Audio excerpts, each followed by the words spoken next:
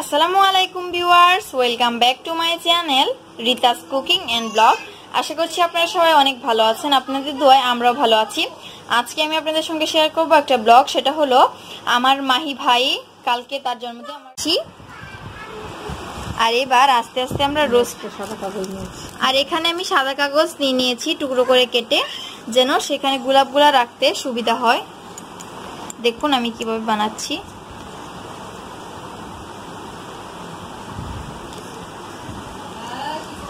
আপনারা যদি ভিউয়ার্স, প্রথমে কিন্তু আমি রোজপিনটার গায়ে একটু ক্রিম লাগিয়ে তারপরে কাগজটা বসিয়ে দিয়েছি, যেন গোলাপ বানানোর সময় কাগজটা না উড়ে। দেখুন আমি কত সহজভাবে তৈরি করে নিচ্ছি, আপনারা অবশ্যই খেয়াল করে দেখবেন।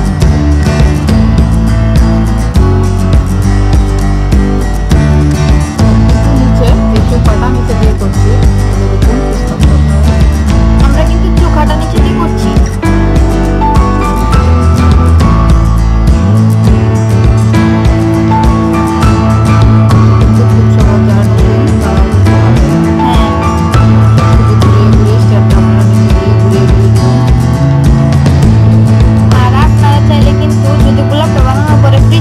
তাহলে কিন্তু ভালোভাবে শক্ত হয়ে যাবে। তারপর শুধু কেকের উপর বসিয়ে দিলেই হবে সুন্দরভাবে। আমরাও সেটাই করব।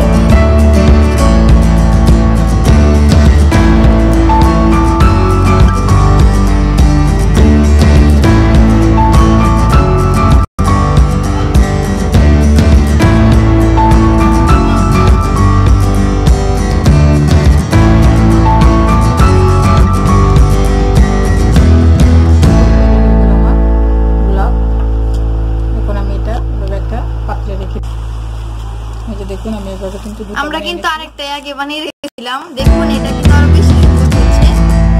এটা আমরা দুইটা বানানো কমপ্লিট হয়েছে। মনে হচ্ছে যেন গাছটা দিয়ে মাত্র ছিল। ভিউয়ার্স, নীল রঙের তো করে নিলাম। এবার আমরা করব